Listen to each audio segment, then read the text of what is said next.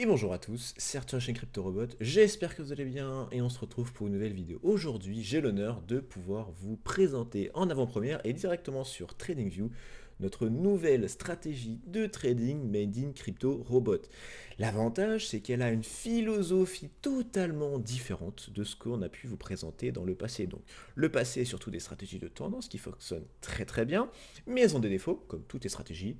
Et là, on arrive avec un nouveau produit qui est extrêmement performant, déjà d'un côté, qui a des métriques très intéressantes, et que vous allez pouvoir utiliser à d'autres moments sur le marché où les dynamiques sont un peu différentes de ce qu'on a l'habitude de trader. Donc c'est pour ça que cette stratégie, elle est extrêmement intéressante. Et dans cette vidéo, je vais vous expliquer comment on s'est pris pour développer cette stratégie, quelle est la philosophie derrière, comment la coder directement sur TradingView, et bien évidemment, on vous montrera comment l'automatiser pour que ça puisse tourner 7 jours sur 7, 24 heures sur 24 sur vos machines directement. Ce sera en plusieurs vidéos, donc n'hésitez pas à vous abonner pour ne pas louper la suite. Cette stratégie enveloppe est extrêmement performante et on le verra par la suite. Je vais vous expliquer comment faire. Mais là, sur le GLD, on a une performance buy and hold de 57% et un profit sur la stratégie de 1300% depuis à peu près début 2021. Mais outre l'aspect performance, qui est certes intéressant, vous avez des métriques qui sont, elles aussi, extrêmement intéressantes. Vous avez un win rate de 67%. Win rate de 67%, c'est impossible sur les stratégies de tendance. Là, vous êtes sur une stratégie de rebond, vous arrivez à avoir quelque chose d'assez intéressant, une transaction moyenne de 1%, beaucoup de transactions, donc ça veut dire que vous avez quand même une étude assez réaliste de la chose. Un drawdown qui n'est pas très élevé, du moins sur le GLD, c'est un peu plus élevé sur des tokens à plus de volatilité, mais là, 26%. Et on a une courbe, honnêtement, c'est une courbe qui est très jolie. Elle est assez stable, alors certes, il y a des moments où ça va un peu moins bien marcher, mais dans la durée, ça fonctionne très bien, on n'a pas de grosses phases où il ne se passe rien. On est vraiment dans quelque chose de très très bien, en sachant que d'un côté, on a eu des périodes de range, mais on a aussi eu des périodes de tendance. Donc on se dit que cette stratégie fonctionne bien en range, mais aussi en tendance. Sur Ethereum, qui a une volatilité un peu plus faible que le GLD, on arrive quand même à faire presque du 300%, alors que le marché, lui, n'a fait que 155%.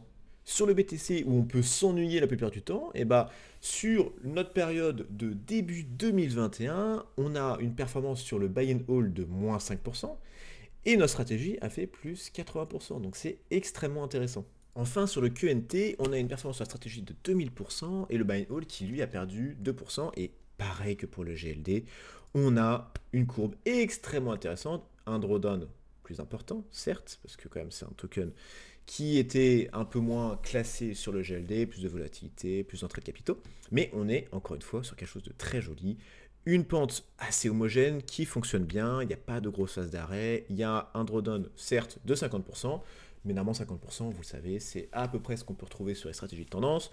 On a encore une fois beaucoup de positions et une rentabilité qui est encore meilleure de 72%, donc c'est pour dire que cette stratégie-là est quand même extrêmement stable, quel que soit le token. Quand je vous disais que cette nouvelle stratégie est totalement différente de ce qu'on a pu faire par le passé. Par le passé, on a pu vous présenter donc le Trix, Bollinger, Superversal et d'autres qui sont des stratégies de tendance, que ce soit tendance haussière ou baissière, bien évidemment. Quand on est en tendance, la stratégie va rentrer en position, essayer de prendre le plus possible et de clôturer au moment où le marché s'inverse. Si vous faites ça à la mano, ça va être compliqué de déterminer le point d'entrée et encore plus compliqué de déterminer le point de sortie. Donc cette stratégie-là, elle marche extrêmement bien et c'est vrai qu'on a des très belles performances. Ici, la super reversal sur le Bitcoin, depuis à peu près mi-2019, on surperforme largement le marché. Mais il y a des périodes, et vous le savez très bien, sur les stratégies tendance, où la stratégie va perdre, ou du moins ne va pas faire grand-chose, donc c'est un peu dommage. Et ces périodes-là, c'est les périodes de range. Donc c'est le moment où il n'y a pas forcément de volatilité, il n'y a pas forcément de tendance très claire à la hausse ou à la baisse, et donc il va y avoir énormément de faux signaux. Par exemple, dans cette partie-là, on va avoir quelques faux signaux. On va rentrer en longue parce que c'est un point d'entrée sur le long, et on va sortir en longue juste là. Donc ça veut dire qu'on va perdre parce qu'on est sorti en dessous de notre entrée en position. Rebelote ici, on va rentrer en position juste là et sortir en dessous. Donc sur des périodes de range où on n'a pas de tendance très claire, on va avoir ces petits trades qui vont s'accumuler et qui vont faire baisser la performance globale de votre stratégie. Ça ne veut pas dire que votre stratégie est mauvaise, vous voyez bien cette stratégie-là, elle fonctionne extrêmement bien, mais étant donné que toutes les stratégies ne sont pas parfaites, et ben vous avez forcément un moment où elle ne va pas fonctionner. Nous, ce qu'on voulait, c'était une stratégie totalement différente. Donc plus une stratégie de tendance, ça ne veut pas dire qu'on ne va pas continuer à en faire, mais on voulait vous apporter une autre vision de la stratégie trading, et donc se dire, bah ok, on va avoir des tendances, alors ce sera peut-être pas la meilleure stratégie pour aller chercher la tendance, si ce n'est que ça peut être très intéressant quand même, on va voir ça juste après, mais on veut surtout que sur des périodes de range, on n'est pas de faux signaux qui vont faire baisser notre performance assez fortement sur notre stratégie. Nous, on veut plutôt à l'inverse profiter de ces phases de range où on peut avoir sur certaines bougies des excès de volatilité et donc des potentiels retours à la moyenne, donc du moins un retour à la normale. Donc nous, ce qu'on voulait, c'était vraiment coder une stratégie qui utilise cette dynamique-là. Et donc on arrive à notre enveloppe stratégie qui a vraiment pour but de trader les excès de volatilité à la hausse ou à la baisse et d'arriver de prévoir que après un excès, le marché va vouloir revenir à la normale. C'est exactement ce qu'on voit ici. Excès de volatilité, on revient à la normale. Excès de volatilité, on revient à la normale. Ici, explosion de volatilité, on revient à la normale. Encore une fois, explosion de volatilité à la baisse cette fois-ci, on revient à la normale, etc., etc. Je vous propose maintenant de construire la stratégie de A à Z ensemble pour que vous puissiez bien comprendre ce qu'on a fait et pourquoi on l'a fait. Donc, tout l'objectif de cette stratégie, c'est de trader les anomalies. Qu'est-ce que c'est qu'une anomalie dans notre idée sur la stratégie? C'est une bougie qui a sûrement beaucoup de volume, mais qui a surtout un corps de bougie assez important, donc des pourcentages assez importants. Par exemple, cette bougie rouge, qui, alors on est dans une tendance baissière, certes, mais dans cette tendance baissière, on a une bougie qui perd presque moins 5, en horaire c'est assez important, on a un volume qui, bah, mine de rien, est beaucoup plus important que le passé, et qui va sûrement casser des supports. Si ça casse des supports, ça veut dire que ça va sûrement aller chercher des SL, si ça cherche des SL, ça va encore plus accentuer la taille de la bougie, et donc on est clairement face à une anomalie, et le marché, les sentiments des traders vont faire effet, et on va se dire, bah ok, on a une bougie de moins 5, on va acheter parce que c'est une belle opportunité, c'est un moment opportun, on rachète à des très bons niveaux, et donc dans la plupart des cas, à peu près 70%, c'est le win rate de notre stratégie, à peu près 70% du temps, et bah dès qu'on a une anomalie à la hausse ou à la baisse, on va revenir à la moyenne. Donc c'est toute cette idée qu'on va essayer de trader. Donc nous, ce qu'on veut, c'est définir l'anomalie. À quel moment on va se dire que maintenant c'est une anomalie et on va rentrer en position? Et bah déjà, on se dit qu'on va définir une zone à peu près normale du prix où les bougies assez importantes, si elles sont dans cet intervalle, sont considérées comme à peu près normales et donc on va rien faire. Et si il y a une anomalie, ça veut dire que ça casse un peu notre intervalle moyen du prix. Comment définir cet intervalle moyen du prix? Et bien tout simplement avec une moyenne mobile. Vous avez une moyenne mobile qui, sur du court terme plutôt, va suivre extrêmement bien le marché. Donc elle va avoir une tête à peu près comme le marché, comme on voit avec cette ligne à peu près orangée. Donc elle suit très bien le marché, il y a un tout petit peu de lag parce que c'est pas une moyenne mobile de taille 1, mais il y a un petit peu de lag, mais dans l'idée, ça suit extrêmement bien. Donc on va prendre cet MA comme base et on va, à partir de cet MA, définir un intervalle de confiance, un intervalle moyen où la stratégie peut se déplacer sans que ça tire de signaux d'alarme. Et donc on va tout simplement se dire, on a notre moyenne mobile qui est une représentation du cours, et donc on va prendre cette moyenne mobile et ce qu'on appelle shifter, donc shifter à la hausse et à la baisse. Et c'est ce qu'on voit ici avec les courbes vertes et les courbes rouges. Vous vous rendez compte normalement que les courbes rouges et les courbes vertes et la courbe orange ont exactement la même tête, et c'est tout à fait normal.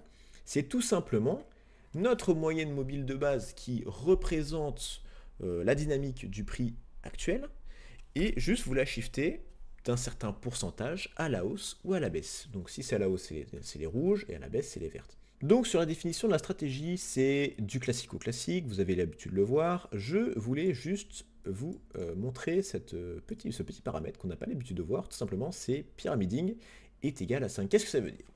Normalement, dans une stratégie trading, quand vous faites stratégie .entry, donc vous allez rentrer en position. Si par exemple vous êtes sur une stratégie que de longue, et que vous ouvrez un long, et ben vous n'allez pas pouvoir ouvrir un deuxième long, ou un troisième long, ou un quatrième long, etc. etc. Alors sur les stratégies de tendance, on peut se dire, ok, bah, on va avoir une indication de rentrer en position à peu près au début de la tendance, donc c'est plutôt bien. On va prendre toute la tendance, il n'y a pas besoin d'ouvrir un deuxième long, troisième long. Si vous ouvrez plusieurs longues, ça veut dire que vous avez une partie de votre portefeuille à allouer à votre longue. Donc ça veut dire que vous devez splitter votre portefeuille, ce qui fait que sur du single coin, bien évidemment, ce n'est pas très intéressant pour les stratégies de tendance. Là, on est sur une stratégie d'anomalie, de volatilité, et donc se dire, bah, si on a vraiment une énorme anomalie, on peut s'attendre à un retour à la moyenne encore plus important qu'avant. Et donc, toute la beauté de la chose, c'est se dire, bah, moi, si j'ai une très grosse anomalie, je veux vraiment profiter de cette très grosse anomalie. Par exemple, si j'ai une bougie très très grosse, alors je vais essayer de m'en trouver une, si j'ai une bougie extrêmement grosse qui va aller chercher extrêmement bas parce qu'elle a cassé des SL et donc sa volatilité est accrue, donc elle va casser ce niveau-là, et même aller chercher encore plus bas, et ben moi je vais en profiter, je veux rentrer, je veux faire plusieurs positions en long en même temps, ou plusieurs positions short en même temps, et donc je déclare ce paramètre, pyramiding est égal à 5, ça veut dire 5 c'est mon maximum d'entrée en position, que ce soit en long ou en short. Donc ça c'est ma source, donc je définis juste ma source, et après c'est mes enveloppes. Donc dans cette stratégie, vous pouvez potentiellement en rajouter, mais vous pouvez définir jusqu'à 5 shifts, que ce soit à la hausse ou à la baisse. Donc l'enveloppe 1 c'est notre shift 1, enveloppe 2, etc., etc. Donc là ici il n'y a pas encore de définition de short et de long, c'est plus les valeurs de base, que ce soit en long et en short, pour les shifts. Vous, c'est par exemple sur l'enveloppe 1, on va pouvoir shift de 0,05, donc de 5%. Donc ça veut dire que cette première ligne rouge juste là est shiftée de 5% par rapport à notre MA de base. Et celle-ci juste ici, elle est aussi shiftée de 5%, mais à la baisse. Vous pouvez très bien définir que entre à la baisse ou à la hausse, la valeur n'est pas la même, mais je ne vous le conseille pas. Pourquoi? Parce que vous avez déjà énormément de paramètres, que ce soit la différence juste là, vous pouvez très bien passer de 0,5 à 0,4, 0,6 en fonction de la dynamique des tokens. Et si en plus de ça, vous dites, entre mon long et mon short, c'est pas la même chose, ça va vous rajouter encore plus de choses, et donc de suroptimiser totalement votre stratégie. Ça, c'est des valeurs de base, de 5, 10, 15. Alors après, on est en 0,0, tout simplement parce que il n'y a pas forcément énormément d'intérêt d'aller rajouter une enveloppe encore en dessous de moins 15% par exemple de baisse. Ça peut arriver, mais là on est sur l'horaire, donc faites attention, ça peut arriver, mais bon, pour ne pas surcharger le graphique, on a préféré mettre à 0 pour tous les deux. Vous pouvez changer en step 0,1, mais encore une fois, ça ne change pas grand-chose. On est sur le groupe d'enveloppe. Donc là, on est vraiment dans la définition des shifts et ce sera vraiment la base. À partir du moment où notre cours va sortir de notre intervalle moyen, donc entre notre premier shift à la hausse et notre premier shift à la baisse, on ne fait rien. Dès que ça sort, on va rentrer en position parce que anomalie et une potentielle envie de retour à la moyenne. Une fois que vous avez défini le nombre de shifts à la hausse et à la baisse que vous allez mettre dans votre code, dans votre stratégie, il faudra le faire comprendre au code. Pourquoi? Tout simplement parce que ça va influer sur la quantité d'argent que vous allez allouer à chaque transaction. Dans notre exemple, on a 3 shifts. 3 shifts à la hausse, 3 shifts à la baisse, c'est les mêmes. 5, 10 et 15%. Si j'ai une bougie qui est extrêmement importante, de moins 16% par exemple, je vais toucher mon premier shift, je vais toucher mon deuxième shift, et je vais toucher mon troisième shift. Et étant donné que j'ai défini 3 enveloppes, ça veut dire que je peux rentrer sur 3 transactions maximum. Mais sur chaque transaction, si je veux rentrer sur chaque transaction, je dois avoir une quantité de mon portefeuille qui doit pouvoir être allouée à chacune des transactions. Et donc, notre variable ici, total enveloppe, va être tout simplement le calcul des shifts qu'il y a présents dans le code. Donc, c'est par exemple, il commence à 0. Si notre première enveloppe est supérieure à 0, c'est-à-dire là, oui, on incrémente de 1, etc., etc. Étant donné que l'enveloppe 4 et 5, c'est égal à 0, ça ne va pas s'incrémenter pour ces deux-là. Donc, ça va juste nous donner un total enveloppe de 3. Donc, on prend notre portefeuille global. À chaque entrée en position, on va prendre notre portefeuille global divisé par notre total enveloppe. Et donc, on va allouer à peu près 30% de notre portefeuille sur une transaction. Donc, exemple, dans ce trade juste là, on va rentrer sur 33% de notre portefeuille sur cette transaction. Alors, d'un côté, on peut me dire, oui, mais c'est dommage parce qu'on ne va pas mettre 100% de notre portefeuille sur cette transaction. Je suis bien d'accord avec vous, mais faites-moi confiance, vous pouvez même le tester, hein, sur la durée, étant donné que vous avez vraiment des moments où vous avez des excès de volatilité, et ben ça va vous permettre de faire plusieurs transactions longues. Et imaginez une bougie qui fait moins 15 juste là, vous avez 3 entrées en position juste là. Et donc quand ça va revenir à la moyenne, ça va être beaucoup plus intéressant, beaucoup plus performant. Et sur la durée, la stratégie quand même fonctionne beaucoup mieux. On a testé sans pouvoir faire plusieurs entrées en position, en ne mettant qu'une. Et ça marche mieux si on divise notre portefeuille en X shift. Donc c'est ce qui est expliqué juste là. Là, on a juste les conditions si vous voulez activer les longues et les shorts. Bon, pour l'instant, c'est bien mignon. On a défini nos shifts, nos pourcentages de shift à la hausse ou à la baisse. 5%, 10%, 15%. Et on a notre variable pour compter le nombre de chiffres qu'on a voulu définir. Mais pour l'instant, rien n'est encore affiché sur le tableau et on n'a pas encore défini toutes nos MA. Donc c'est ce qui va se passer juste après. On va avoir une première partie extrêmement simple sur la définition de notre MA de base, notre moyenne mobile de base qui est représentée ici en orange, qui est de taille 5 et qui va nous aider à créer les prochains shifts. Donc là, c'est du classique, vous connaissez très bien, vous avez la possibilité de changer, soit passer en SMA, soit en PCA, soit en EMA, soit en WMA, tout ce que vous voulez, vous pouvez changer. Une EMA, ça va être un peu plus réactive, donc potentiellement un peu plus de transactions, mais est-ce que un peu plus de faux signaux aussi, voilà, faut tester. Mais c'est ce qui se passe juste là. Nous, ce qui va nous intéresser surtout, c'est là. Nous, on veut afficher nos différents shifts, et c'est tout simplement ce qui va se passer juste là. Notre EMA High 1, c'est notre première EMA High, donc notre premier shift à la hausse de notre EMA. Donc on vérifie que notre enveloppe de 1, donc juste là, est bien supérieure à 0. Ici très bien, on est à 5%, donc ça veut dire qu'on va avoir un chiffre de 5%. Si c'est égal à 0, si c'est supérieur à 0, excusez-moi, alors on va prendre notre EMA de base, qu'on va shift de 5%. Donc EMA de base plus EMA de base fois 5%, donc bien 5% en plus de l'EMA de base, et sinon, eh ben, on n'affiche rien. Dans notre cas présent, on a 3 enveloppes, on a enveloppe 1, 2, 3, donc les 3 qui seront définis, ce sont ces 3-là, et ces 3-là, que ce soit à la hausse ou à la baisse. Donc là, on a à peu près tout. On a la définition de nos chiffres, on a l'affichage, donc pas encore le plot, mais du moins dans le code, c'est pris en compte, on a nos différentes EMA, et là, ça va être extrêmement facile. Le chose, tout simplement, c'est se dire, bah, dès que mon close passe en dessous, par exemple, de ma EMA low 1, je vais rentrer en position. Dès que mon close, même pas mon close, en fait, c'est en temps réel, donc, dès que ma bougie va toucher ma EMA low 2, et ben je vais rentrer en position. Pareil pour ma EMA low 3. 4 et 5 ne sont pas définis dans notre exemple là. Et donc à chaque fois, si je rentre juste là en position, et ben je vais prendre une partie de mon portefeuille en fonction du nombre de shifts que j'ai défini initialement. Et c'est ce qu'on retrouve juste là. Donc pour l'instant, c'est que les longues. Je vais vous rajouter le short juste après, mais c'est exactement la même chose. Donc pour entrer en longue, on va encore une fois vérifier qu'on a bien un shift présent. Donc notre enveloppe 1 qui est ici de 5%, donc c'est-à-dire supérieur à 0, donc on a bien un shift. Si on a une enveloppe comme ça et qu'on a une stratégie open trade inférieure à 1, donc c'est-à-dire que sur notre premier shift à la baisse, on a bien un open trade inférieur à 1, donc en fait on n'a pas de trade ouvert, et ben on va pouvoir rentrer en position. On va pouvoir rentrer en position en longue, stratégie longue. Ici, notre limite de rentrer en position, c'est au niveau de notre EMA low 1. Je vous rappelle que notre EMA low 1, c'est notre premier shift à la baisse, donc notre première ligne verte juste là, donc shifté de 5%.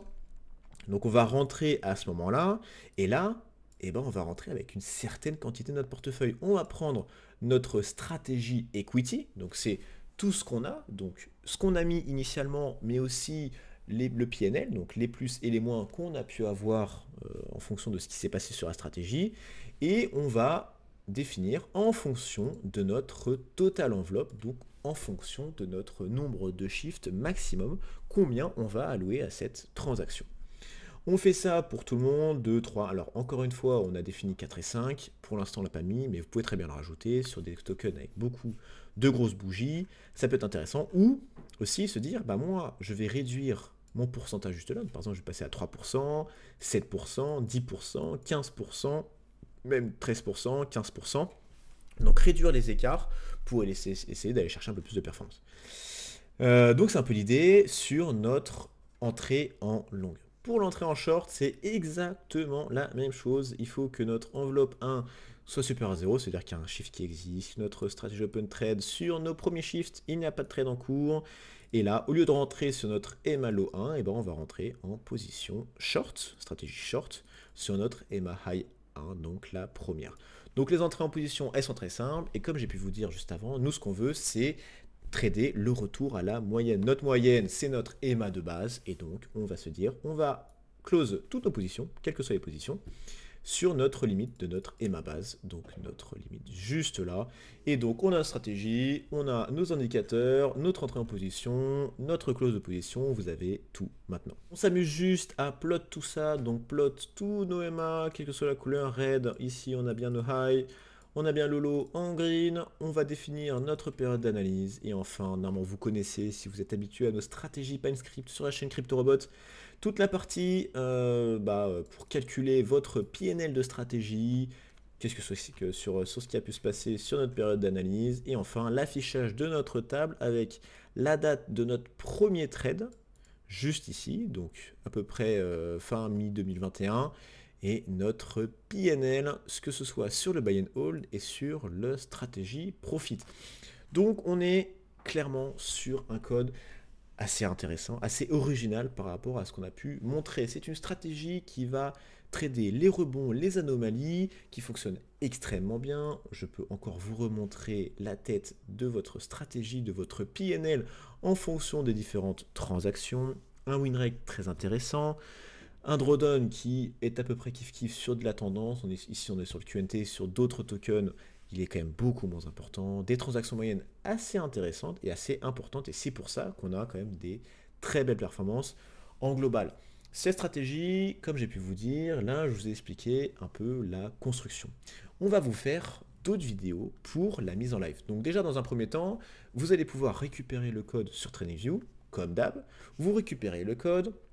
Tout ce que vous avez à faire, c'est aller, hop, juste dans la petite flèche juste là, faire ouvrir, faire nouvelle stratégie, hop, cliquez stratégie et copier-coller le code, le mettre dedans, vous le lancez et vous regardez en fonction des time frames ce qui va se passer. Faites attention, quels que soient entre les time frames, étant donné que le shift est fixe, il n'est pas dynamique, donc ça va être toujours 5, 5, 10, 10, 15, 15, 15, 15. Et bah en fonction des time frames, ça va pas être très intéressant. Par exemple, sur de la minute, sur du 15 minutes, avoir un chiffre de 5%, c'est énorme. Donc, adapter en fonction de la time frame votre shift, ça peut être intéressant si vous voulez l'étudier. Et par exemple, sur du daily, des bougies de 5%, ça arrive tout le temps. Donc, sur du daily, c'est pas très intéressant. Vous avez des trades tout le temps, comme juste ici, et une stratégie de la performance, c'est la stratégie qui est pas très intéressante. Encore une fois, ces chiffres-là sont designés pour de l'horaire, ça marche extrêmement bien sur l'horaire, même sur du 30 minutes. Mais vous pouvez l'adapter, commencer à le modifier, à l'utiliser, et on vous montrera très prochainement comment la mettre en live. Et ça va être un petit peu original, vous allez voir. Donc en tout cas, si vous aimez la vidéo, n'hésitez pas à mettre un like, à vous abonner si ce n'est pas déjà fait. Si vous avez des questions sur stratégie ou sur toute autre chose qu'on a pu faire sur la chaîne YouTube CryptoRobot, n'hésitez pas à rejoindre notre chaîne de Discord CryptoRobot. Et pour ma part, je vous souhaite une très très bonne journée et on se retrouve très bientôt pour une prochaine vidéo. À toutes.